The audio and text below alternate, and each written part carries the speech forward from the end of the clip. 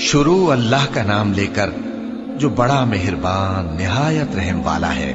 قسم ہے سلیقے سے صف باندھنے والوں کی، پھر ڈانٹنے والوں کی جھڑک کر، پھر ذکر یعنی قرآن پڑھنے والوں کی غور کر کے کہ تمہارا معبود ایک ہی ہے جو آسمان اور زمین اور جو چیزیں ان میں ہیں سب کا مالک ہے، اور سورج کے طلوع ہونے کے مقامات کا بھی مالک ہے۔ بے شک ہم ہی نے آسمان دنیا کو ستاروں کی زینت سے سجایا اور ہر شیطان سرکش سے اس کی حفاظت کی کہ اوپر کی مجلس کی طرف کان نہ لگا سکیں، اور ہر طرف سے ان پر انگارے پھینکے جاتے ہیں یعنی وہاں سے نکال دینے کو، اور ان کے لیے ہمیشہ کا عذاب ہے۔ ہاں، جو کوئی فرشتوں کی کسی بات کو چوری سے جھپٹ لینا چاہتا ہے تو جلتا ہوا انگارہ اس کے پیچھے لگ جاتا ہے۔ تو ان سے پوچھو کہ ان کا بنانا مشکل ہے یا جتنی خلقت ہم نے بنائی ہے اس کا؟ انہیں ہم نے چپکنے والے گارے سے بنایا ہے۔ ہاں، تم تو تعجب کرتے ہو اور یہ مذاق اڑاتے ہیں، اور جب ان کو نصیحت کی جاتی ہے تو نصیحت قبول نہیں کرتے، اور جب کوئی نشانی دیکھتے ہیں تو ٹھٹھے کرتے ہیں اور کہتے ہیں کہ یہ تو کھلا جادو ہے۔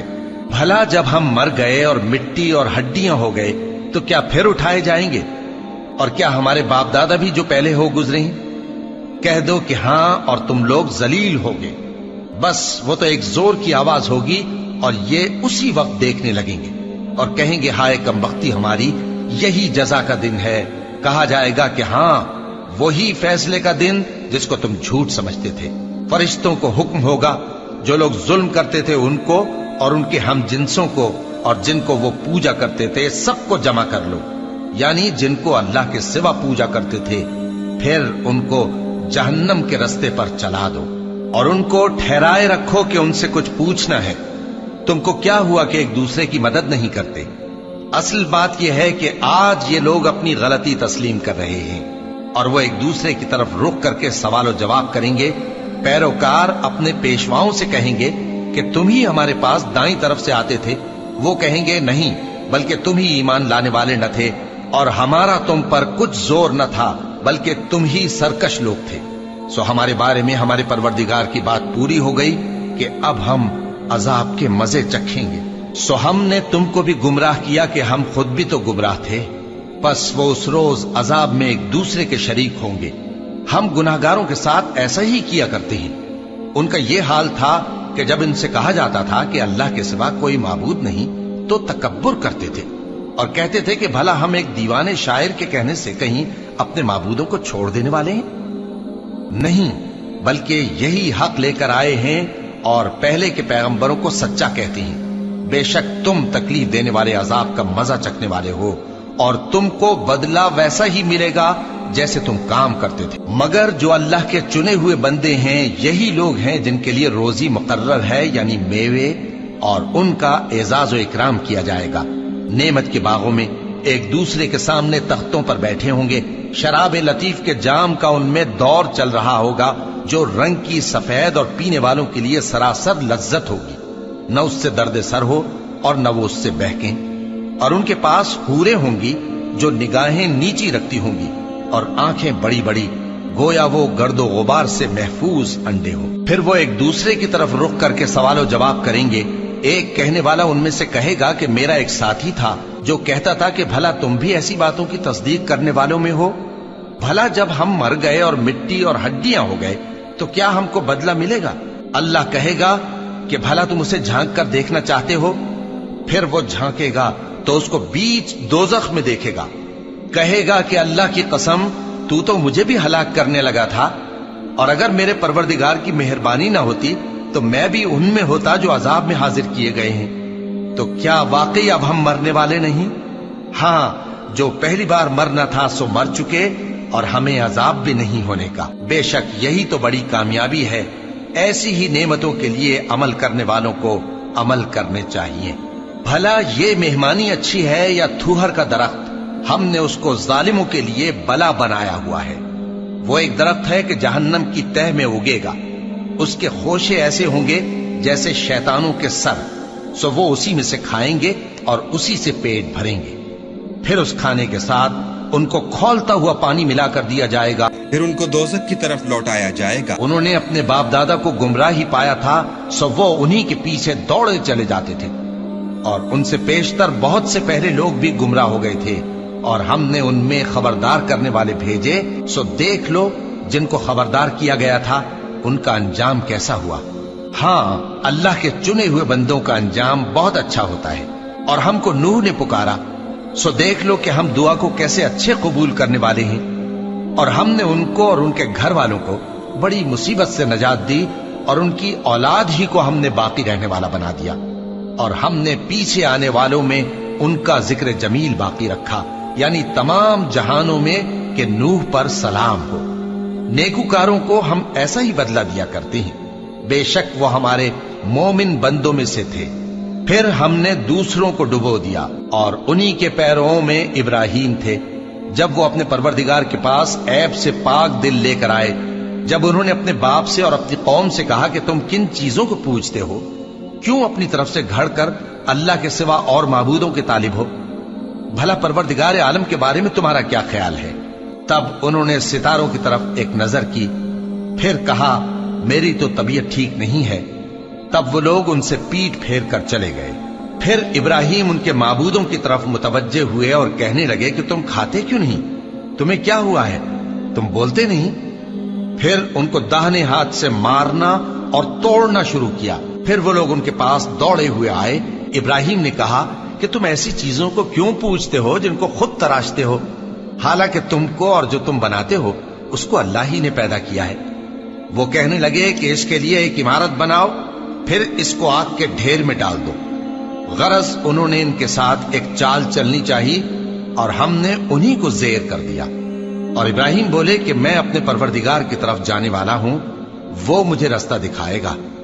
اے پروردگار، مجھے اولاد عطا فرما جو سعادت مندوں میں سے ہو۔ تو ہم نے ان کو ایک بردبار لڑکے کی خوشخبری دی۔ جب وہ ان کے ساتھ دوڑ دھوپ کی عمر کو پہنچا تو ابراہیم نے کہا کہ بیٹا، میں خواب میں دیکھتا ہوں کہ گویا تم کو ذبح کر رہا ہوں، تو تم سوچ لو کہ تمہارا کیا ارادہ ہے۔ انہوں نے کہا کہ ابا جان، جو آپ کو حکم ہوا ہے وہی کیجئے، اللہ نے چاہا تو آپ مجھے صابروں میں پائیے گا۔ اس طرح جب دونوں نے حکم مان لیا اور باپ نے بیٹے کو ماتھے کے بل لٹا دیا، تو ہم نے ان کو پکارا کہ اے ابراہیم، تم نے خواب کو سچا کر دکھایا، ہم نیکوکاروں کو ایسا ہی بدلہ دیا کرتے ہیں۔ بلا شبہ یہ کھلی آزمائش تھی، اور ہم نے قربانی کی ایک بڑے جانور سے ان کا یعنی اسماعیل کا فدیہ دیا، اور پیچھے آنے والوں میں ہم نے ابراہیم کا ذکر خیر باقی رکھا کہ ابراہیم پر سلام ہو۔ نیکوکاروں کو ہم ایسا ہی بدلہ دیا کرتے ہیں، بے شک وہ ہمارے مومن بندوں میں سے تھے۔ اور ہم نے ان کو اسحاق کی بشارت بھی دی کہ وہ نبی اور نیکوکاروں میں سے ہوں گے، اور ہم نے ان پر اور اسحاق پر برکتیں نازل کی تھیں، اور ان دونوں کی اولاد میں سے نیکوکار بھی ہیں اور اپنے آپ پر سراسر ظلم کرنے والے یعنی گناہگار بھی ہیں۔ اور ہم نے موسیٰ اور ہارون پر بھی احسان کیے، اور ان کو اور ان کی قوم کو بڑی مصیبت سے نجات بخشی، اور ان کی مدد کی تو وہی غالب رہے۔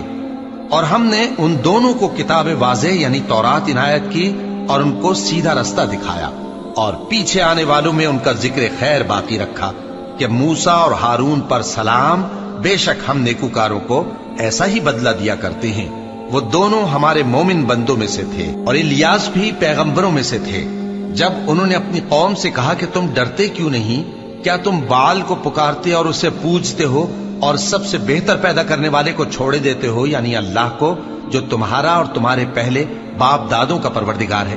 تو ان لوگوں نے ان کو یعنی الیاس کو جھٹلا دیا، سو وہ لوگ دوزخ میں حاضر کیے جائیں گے۔ ہاں، اللہ کے چنے ہوئے بندے مبتلا عذاب نہیں ہوں گے۔ اور ان کا ذکر خیر بعد میں آنے والوں میں باقی رکھا کہ الیاسین پر سلام ہو، ہم نیک لوگوں کو ایسا ہی بدلہ دیتے ہیں، بے شک وہ ہمارے مومن بندوں میں سے تھے۔ اور لوط بھی پیغمبروں میں سے تھے، جب ہم نے ان کو اور ان کے گھر والوں کو سب کو عذاب سے نجات دی مگر ایک بڑھیا کہ پیچھے رہ جانے والوں میں تھی۔